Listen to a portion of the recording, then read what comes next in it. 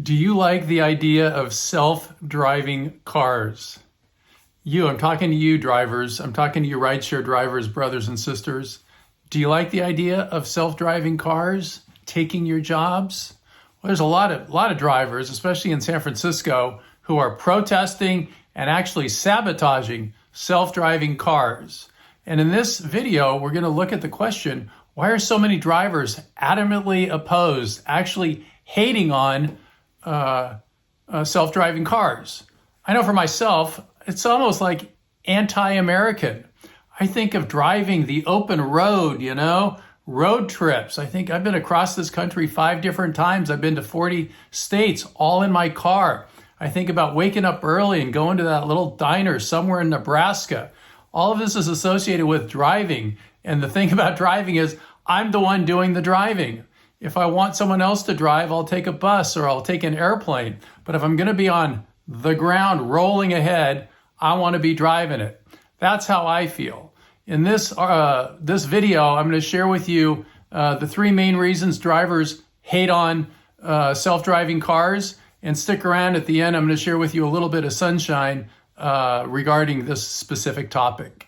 I'm also going to cover what's going on in San Francisco and the very unique way that they are sabotaging these self-driving cars. So I got a lot coming up. Let's get into it.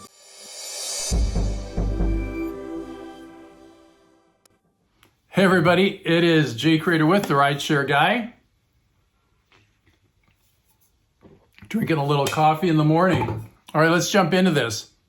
So I did 4 years of full-time driving in San Francisco. So anytime I see something going on in San Francisco, it piques my interest.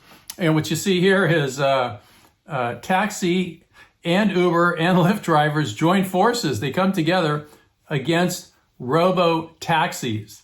So that's the topic. Why are we hating on self-driving cars so much? Us, the ones who drive for a living. Well, number one is obvious, right? It's going to impact our livelihoods. If we're professional drivers, the fact that they're building these cars that drive by themselves, a lot of people are going to be out of work. And that's not a good thing. So hate on self-driving cars. I get it. I'm with you. Screw them. Okay, what's the other reason we hate these cars? Number 2 is safety concerns, right? We know as professional drivers that when someone's in our car, they're nice and safe. With these self-driving cars, we don't know. They can be tampered with. So what you're seeing right here is a picture of a self-driving car with a orange traffic cone. And apparently, if you put the traffic cone on the car doesn't know what to do, and the car just doesn't do anything. So that's how easily it can become a safety concern for passengers. This one activist explained why the cones. And he said, what we observed is that the cone disables the car, but does not damage it. Our theory is that it blocks the car's cameras and LiDAR sensors, and so the car doesn't know if it can go forward, so it doesn't. And then we see here, San Francisco activist coning stunt against Cruise Waymo self-driving cars goes viral. Okay, that's a beautiful shot from, that's California Street. And then we see here in Twitter, a group of San Franciscans realize they can disable Waymo and Cruise robotaxis by placing a traffic cone on the vehicle's hood.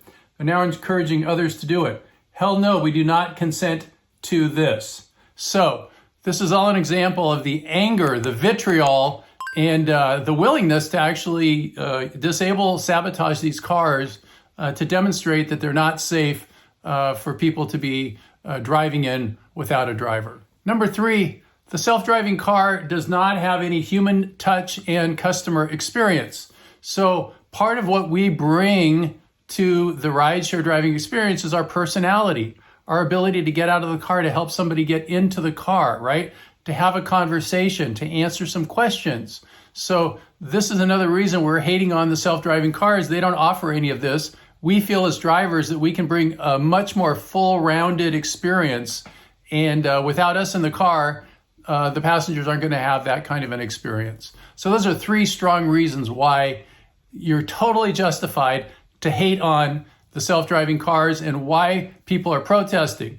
Lyft drivers, Uber drivers, taxi drivers protesting self-driving cars in San Francisco. Next topic. Are we simply delaying the inevitable? Yes, we are. This thing is going to happen. We are a country that's built on technology, going back to, factories and putting things together and, the computers, obviously, and then the internet and these smartphones. And we keep, things keep improving and getting better and better and better. Now we've got ChatGPT and this AI revolution that's happening right now. This is going to happen. This is going to happen. People are going to be driving around they're going to be driven by cars that don't have a driver. It's going to be happening, okay? But what's the ray of sunshine? The ray of sunshine is that there are still going to be people who want a driver. There are going to be people like me who are going to say, I want to ride to the airport and I want a human driver, right? So if you really love driving, a lot of drivers are going to fall by the wayside because there's going to be less demand for drivers. But if you really love driving, I guarantee you there will still be a place for you because there are people like me. For example, when Uber and Lyft came to be, there were still a lot of people that insisted on sticking with taxis because they liked the fact that the taxi driver, had his own vehicle, was kind of his own little business, and they wanted to support that individual.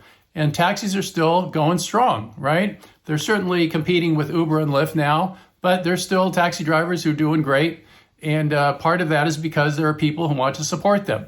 Well, the same is going to be true with self-driving cars. There's still going to be passengers who want a car, who want that full-rounded experience. They want to hear your music. They want to talk to you. They want to ask you questions. And they're just going to feel more comfortable with the human being driving in the car.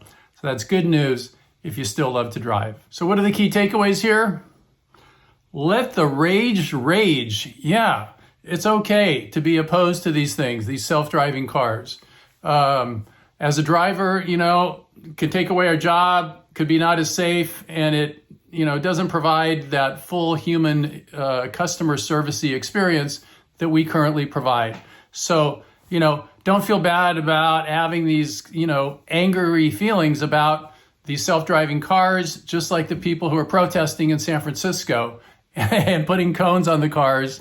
So it'll be interesting to see what technology they come up with so that if a cone is on the car can still work. So that's it. And the ray of sunshine is that if you want to keep driving, you probably will still have an opportunity because there'll be plenty of people who are still going to want a human driver. And most of this is still pretty far into the future, probably another, 5 to 10 years down the road. So you got plenty of opportunity to plan for that occurrence. All right.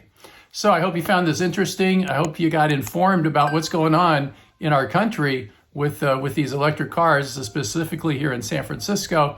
And I can suspect it'll be happening in more and more cities as the electric cars expand out to other cities. Since San Francisco is kind of the hub, that's kind of where they're doing all their testing. And that seems to be the center of it at this point. All right. So this is Jay Crater. I want to say thank you very much for watching. I appreciate it. If you liked it, give it a like. That helps more people to see the video, to learn more about self-driving cars. And if you haven't subscribed yet to our YouTube channel, subscribe. We give you a video every single day to teach you how to be a better driver, to make more money in less time. Go out and tell someone you love them. Be safe out there. I'll see you next time. Bye-bye.